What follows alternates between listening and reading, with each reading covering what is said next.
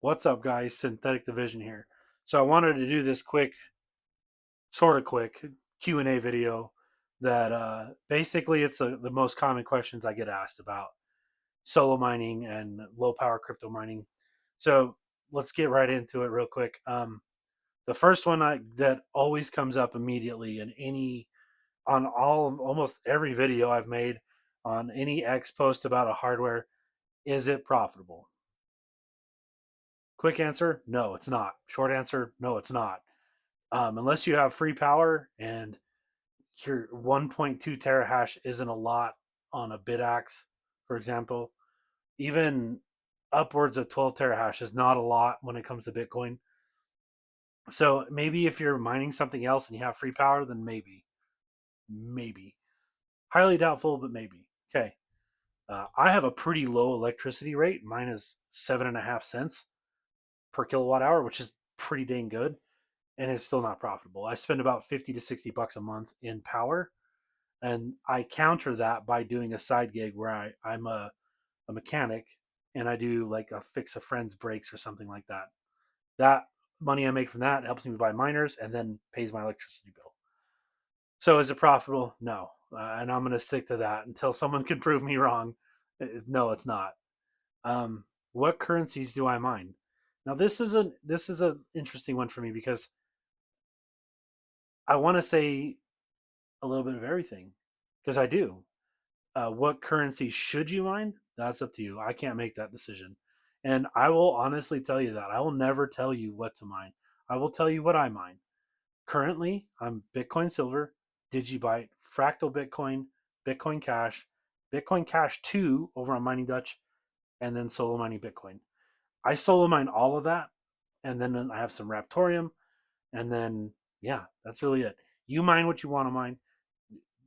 I'm looking at it in the sense of I'm so late to the game for Bitcoin that it makes more sense for me to try to get into something that might be profitable later on. Will it be? I don't know. It's a gamble. This is all kind of gambling. It's all about luck. Okay. The next question I get a lot is where should I start? Oh, that's a tough one because I started out by just buying. Profitability wise, it seemed better to buy it at the time, and it probably still is. I see a lot of folks saying that that these right here, these little nerd miners or NM miners, if you bought one of theirs, is the place to start. That's where I started. Would I recommend people start there? I guess if you can get one on the super cheap, then yeah, maybe a CYD, one of those guys right there would be worth it. These ones I picked them up on AliExpress for like 12 bucks, about a year, almost a year ago. Um, you just plug them in, configure them, set them to your Wi-Fi, and leave them plugged in. They work. Is that a place to start? No. Honestly, I would say if you're just getting started, go and pick up like a Bitaxe Gamma, or this is a Gamma Duo. I don't recommend buying a Gamma Duo first. I recommend buying a Gamma 601 or 602. That's a really good start, a really good place to learn how to kind of get to get your feet wet in the market.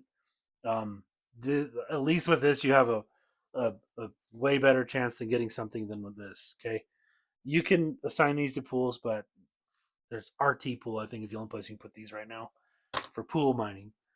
But one of these, like Gamma 601 or 602, is a great place to start. I got my roots, my feet wet in somewhat real mining with BitDisk and 8-Ts. These are about 35 bucks on Amazon or on AliExpress each. The stand is from Avoidbit. Shout out to Avoidbit. He's the man. I love his mounting solutions for these. But I wouldn't start with a nerd miner. I would start with a Bitaxe Gamma 601 or 602 or even a BitDisk. The BitDisks are even more inexpensive. They're 200 to 300 gig of hash, and they're pretty intuitive. Pretty much like a they're like a Bitaxe. Um, if you're gonna start, that's where I would start. I wouldn't jump into anything other than that. I think it is an unwise decision to start on something that there's not a lot of information about. For example, um, maybe some of the bigger stuff like an Avalon Q or something like that. I don't think I'd start with that. I'd start with a Gamma. I think a Gamma is the right way to go. Low power, um, pretty easy to set up, pretty easy to kind of tinker with a little bit. So, but that's it. That's if where to start. I'd say get a Bitaxe Gamma. That's the way to do it. Or even one of these, actually, a NerdAxe. Shout out to YYSLUPING. They manufacture great NerdAxes, Bitaxes, and all of the above low power miners. Um, what's the next question that gets commonly asked? Oh, yeah. Are these plug and play right out of the box? Short answer, no. Longer version, out of all the miners I have bought and have gotten, not one of them came at their advertised hash rate. And so that piqued my curiosity to get them to their advertised hash rate. And then I learned why they're not actually at their advertised hash rate. Well, with the Bitaxe, for example, if you push it to the 1.2 or 1.23 terahash, it almost exceeds the 80% rule of the power brick. Well, that's not good. You don't want to do that. That's how you create a fire. I'm not saying they're fire hazards. I'm just saying you, well, not necessarily a fire. You'll probably burn the brick out or hurt the gamma. But out of the box, no. Not one single miner I own came at its advertised hash rate and worked out of the box. I had to do stuff to make them better. Um, who should I buy one from? Man, there's so many places on the internet to buy bid access from. I have my recommendations, and some people might not like them, and some people may. But in my experience, funny enough, uh, AliExpress has been providing me with two companies that have been the best ones that I own. YYSLUPING is one from China. They do have a website. They sell them. They have a store on AliExpress. Out of the box, one of the best Bitaxe Gammas I've ever bought. Minor fixes, same thing. Solid miners, good heatsink, good out of the box. You still got to tinker and get them to their advertised hash rate, and yeah. So do with that what you will. I like those two companies. VimU is another one that has been really good for me out of the box, pretty inexpensive, works really great. Um, the next one, should you overclock? This is going to be a little bit of an interesting one. So at some point, yes, but don't try to go extreme. Leave extreme for when you just want to play and you're not too concerned about losing a device because there's a chance you could burn out something. Should you overclock out of the box? No. What you should do is what I do, and this is my opinion. Set it up, get it connected to the Wi-Fi, get your information put in it, and let it run for a solid week straight at stock configuration. And I say that so that you know if there's any trouble, say it's something's wrong, you haven't overclocked it yet, and you can work with the manufacturer on replacing the unit if something goes wrong. Okay, that's my opinion. I really think you should let them run stock for at least a couple of days to make sure there's no problems.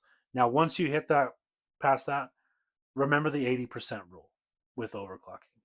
Okay, and I apply that rule, and this is just me, but I apply that rule to everything when it comes to overclocking. The ASIC chip likes to run it up to 65 degrees Celsius. That's actually its sweet spot, so leave it there. Voltage regulators vary. Some of them are 90, some of them are 150. I try to keep mine as cool as possible so that it reduces any stress on the device. So remember that during overclocks. Keep the voltage regulator cool. Keep the ASIC between 60 and 65 degrees. That's its prime time spot. You'll have a lower error rate in that area too. That's the other thing about overclocking. Watch the error rate. On the axe menu, you will see next to the hash rate, the error rate, and the error rate usually indicates a power problem, generally. So if it's starting to spike really high, you're starting to have a power issue. And heat can create power issues. So something to remember.